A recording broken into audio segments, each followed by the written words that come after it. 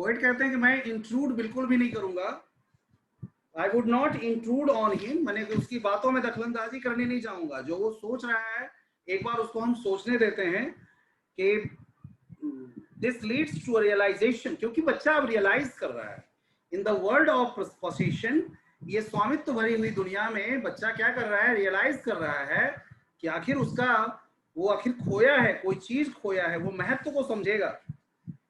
This leads to realisation that those moments would not come back. एक और चीज है, जो चीज खो गया है वो वापस भी नहीं आने वाला। इस रियलाइजेशन को बच्चा समझेगा कि जो चीज खो गया है वो चीज वापस आने को नहीं है, उस चीज को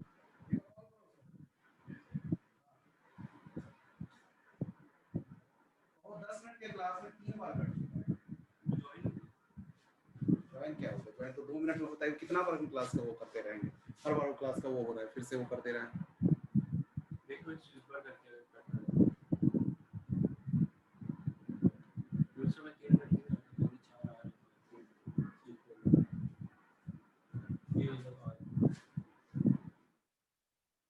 हेलो स्टूडेंट्स,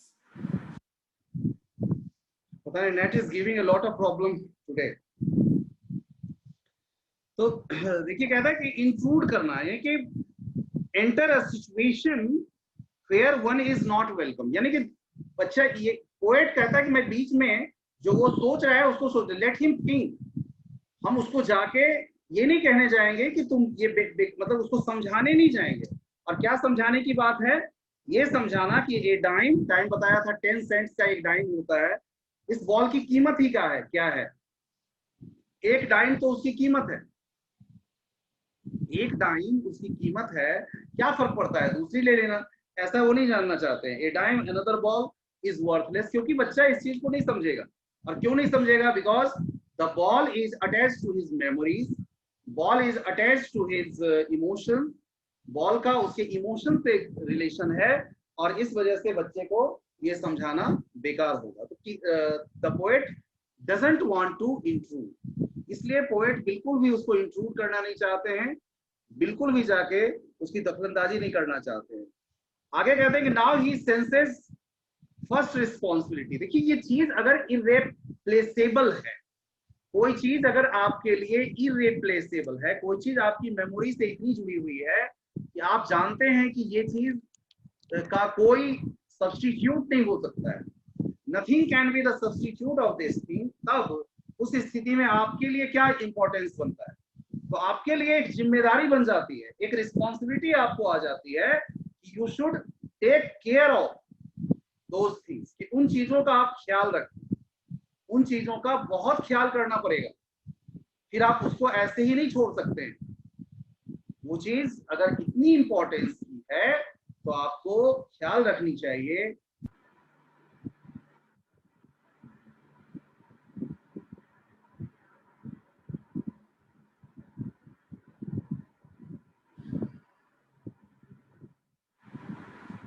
तो अगर वो चीज इतनी इंपॉर्टेंस की है तो उसका ख्याल किया जाना चाहिए, उसका ध्यान रखा जाना चाहिए, उसको यूं नहीं छोड़ दिया जाना चाहिए। तो ये बच्चे, ये जो है सो रिस्पॉन्सिबिलिटी बच्चा सीख रहा है, इसको नाम दे ही सेंसेस फर्स्ट रिस्पॉन्सिबिलिटी। शायद कोई इतना प्यारा चीज उसका, he has first time lost such a valuable thing for himself, शायद ये पहली बार उसके साथ हुआ है कि वो इतना वैल्यूएबल चीज खोया है। तो अगर वो वैल्यूएबल चीज वो खोया है तो निश्चित रूप से उसको इस बात को समझना पड़ेगा, इस बात की रिस्पॉन्सिबिलिटी उसको समझनी पड़ेगी, इस बात को का ख्याल करना पड़ेगा उसको, ताकि वो उसके महत्व को समझ सके। आगे कह रहा है, कभी देखिए कि आगे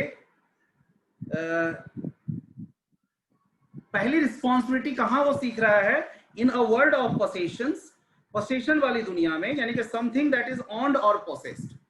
यहाँ जो चीजें हैं, जो फिजिकल थिंग्स हैं, जिस चीज को हम देख सकते हैं, जिस चीज को खरीदा जा सकता है, बेचा जा सकता है, जिसका स्वामित्व हो सकता है, जिसका मालिकाना हक हो सकता है, तो ये है world of possession.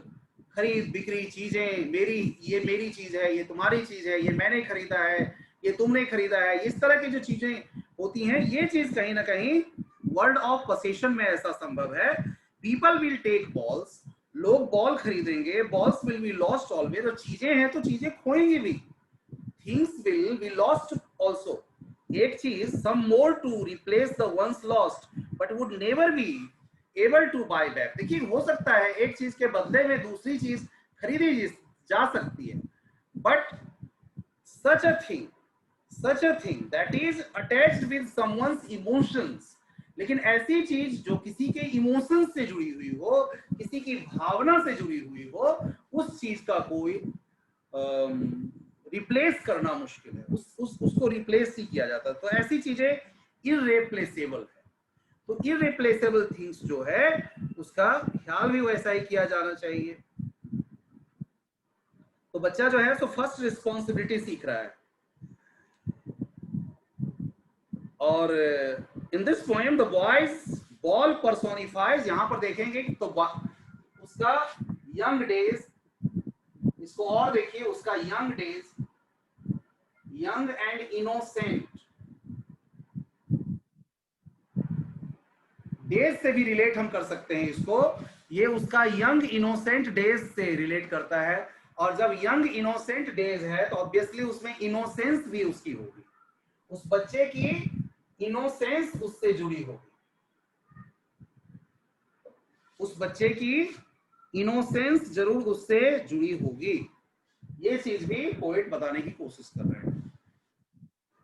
And no one buys a ball bag, और ऐसे बॉल को नहीं खरीदा जा सकता है, वापस नहीं कोई खरीद के दे सकता है, बिकॉज मनी जो है वो एक्सटर्नल है, मनी किसी के इमोशन को नहीं खरीद सकती है, मनी सिर्फ चीजों को खरीद सकती है, physical things. Money can buy only physical things, money can not buy emotions attached to something. अगर किसी चीज से इमोशंस जुड़ी हुई है तो मनी में इतना पावर नहीं है कि वो उसको खरीद सके, क्योंकि मनी जो है एक्सटर्नल थिंग होती है, वो बाहरी वस्तु है, बाहरी चीज है। आगे पोएट कहते हैं कि he is learning well behind his desperate eyes, अपने सूनी आंखों के पीछे, अपनी उदास आंखों के पीछे, अपने होपलेस आंखों के पीछे। और यहां पर ट्रांसफर्ड एपिथेट का प्रयोग किया गया है, डेस्परेट आईज, जो उसके चेहरे पर देखा जा सकता है, उस डेस्परेशन के भाव को उसके चेहरे पर देखा जा सकता है, लेकिन चेहरा पर नहीं कह के उसको क्या पोएट ने क्या किया है, ट्रांसफर कर दिया है इसको आंखों पर, इसलिए इसका नाम है ट्रांसफर्ड एपिथेट, ट्रांसफर्ड एपिथेट कहते हैं।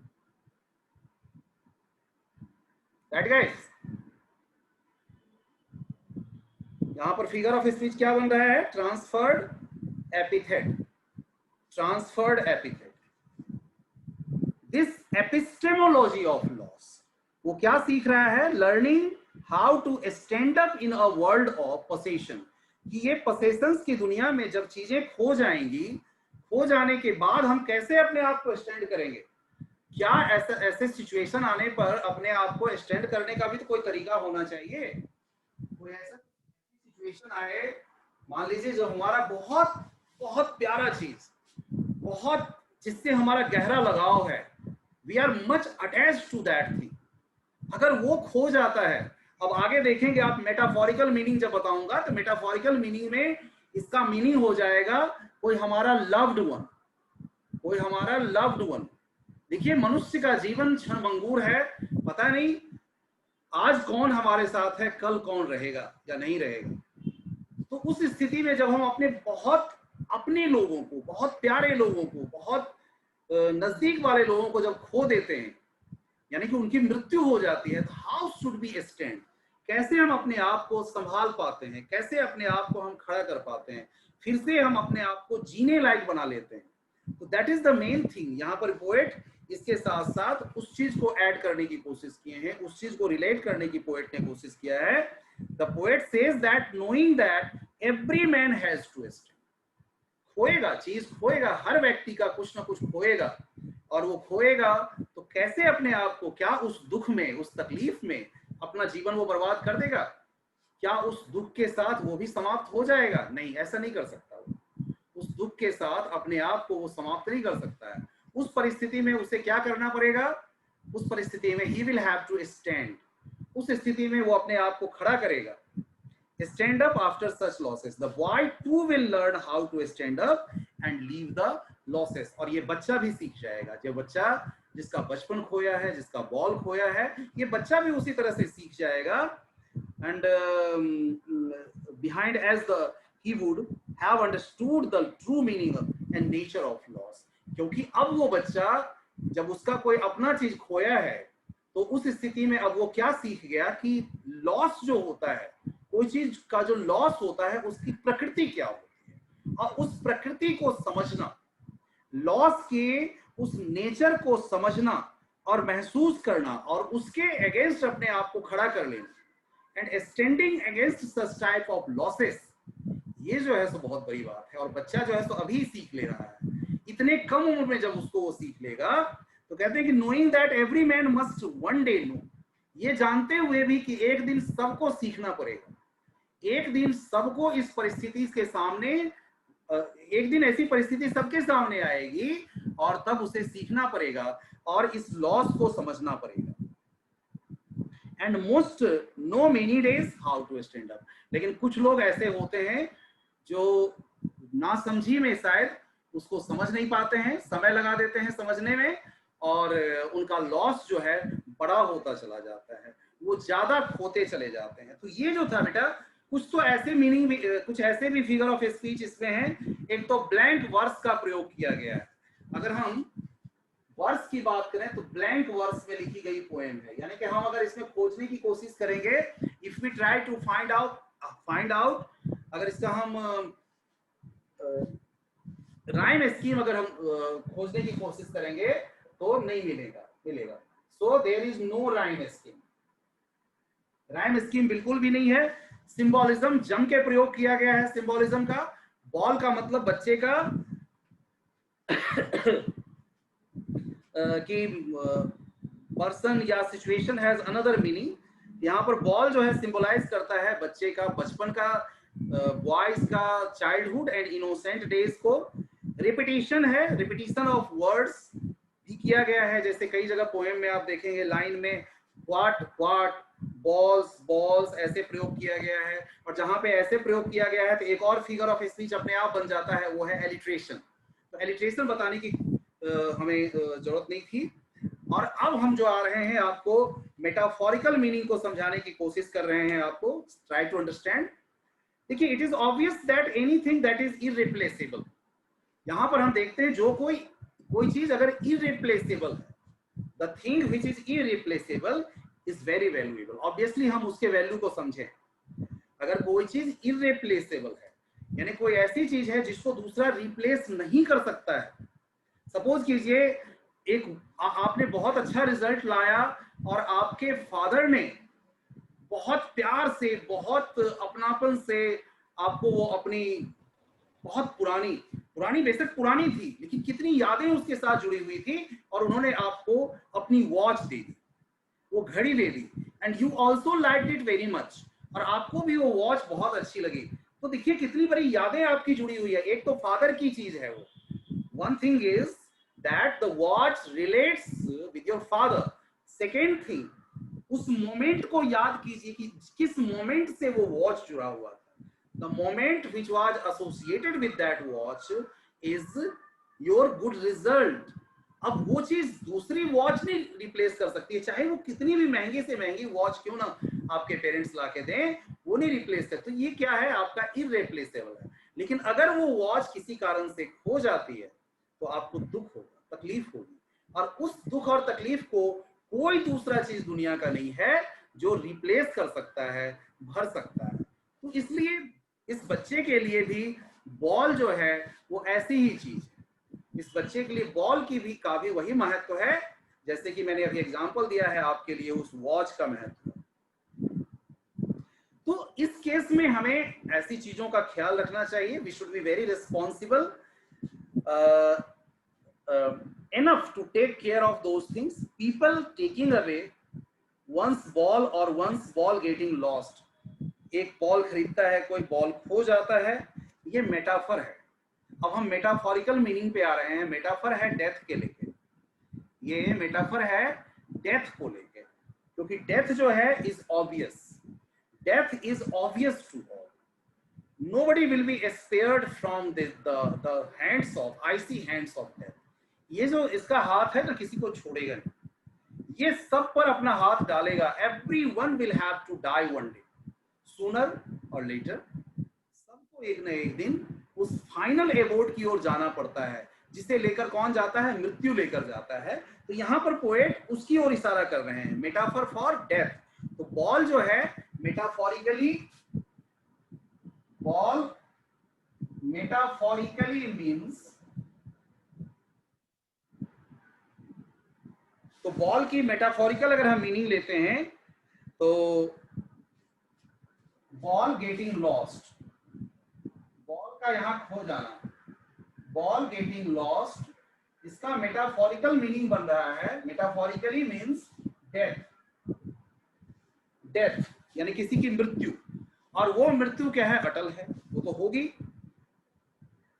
No doubt most precious to us is a person. हमारे लिए चाहे कोई कितना भी प्रीसियस पर्सन क्यों ना हो, वो बहुत ज्यादा हमारा प्रीसियस है. whom we love so dearly, जिससे हम बहुत प्यार करते हैं, वो कोई भी हो सकता है. anybody can be in such type of relation, father, mother, son, daughter,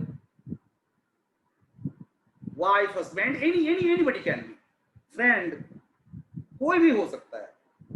अगर वो उसकी मृत्यु अगर होती है तो क्या होगा? हम दुखी होंगे.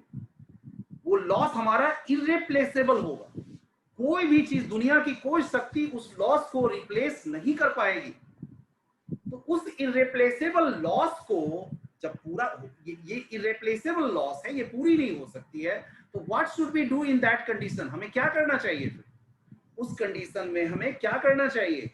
तो उस कंडीशन में हमें क्या करने से, we should take care of our dear and near one.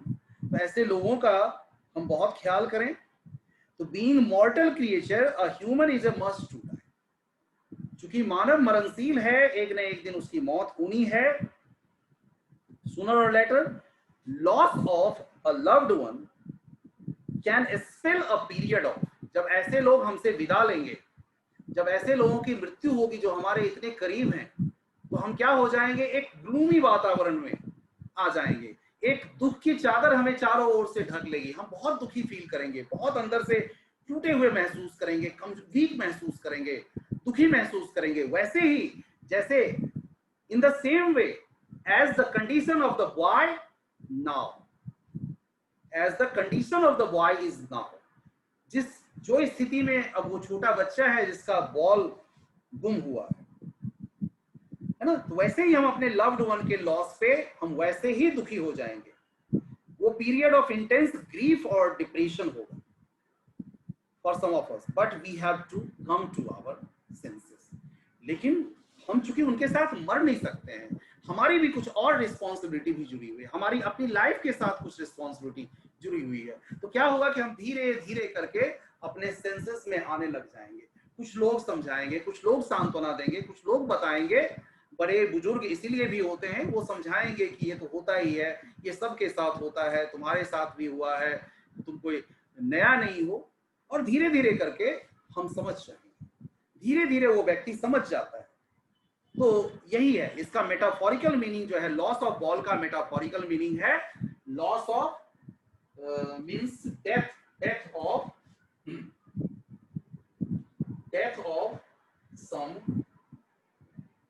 Loved one, यानी किसी लव्ड वन की मृत्यु का ये है, ये मेटाफोरिकल मीनिंग है.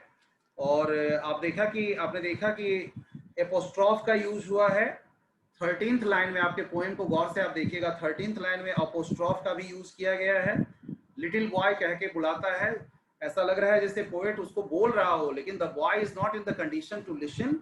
बॉय जो है सो बिल्कुल उसको सुनने के लिए सुन नहीं रहा है, नेवर रिस्पॉन्ड, क्योंकि वो उसको जवाब नहीं देता है. Transferred epithet, I told you, transferred epithet का प्रयोग किया गया है 15th लाइन में, जो डेस्परेट आइज के रूप में किया गया है. आइज डेस्परेट नहीं है, eyes are not sad. Actually यहाँ पर आंखें उदास नहीं है. That expression can be on the face of the boy, और ये एक्सप्रेशन बच्चे के चेहरे पर देखा जा सकता है. Some questions can be talked, छोटे छोटे क्वेश्चंस हैं. I will I will send you एक क्वेश्चन मैं आपको डिस्कस कर देना चाहता हूँ. मनी इज एक्सटर्नल, बड़ा ही इंपॉर्टेंट क्वेश्चन है, कई बार ये सीबीएसई में पूछा भी है. मनी इज एक्सटर्नल, तो what does the poet mean by this expression? पहले बताया भी था मैंने. While I was explaining the poem, I told you about this, but still I want to discuss. कि the poet makes the boy understand about the responsibility. बच्चा वो उसकी responsibility समझा रहा है as the loss is immaterial. क्योंकि जो उसका loss है वो immaterial है. Not every loss can be replaced by money. Money में power तो है. Money can buy a thing, but it cannot buy emotion attached to that thing. So in that condition, मतलब one cannot buy the emotions attached to that ball. तो ऐसा ball नहीं खरीदा जा सकता, उस बॉल को नहीं खरीदा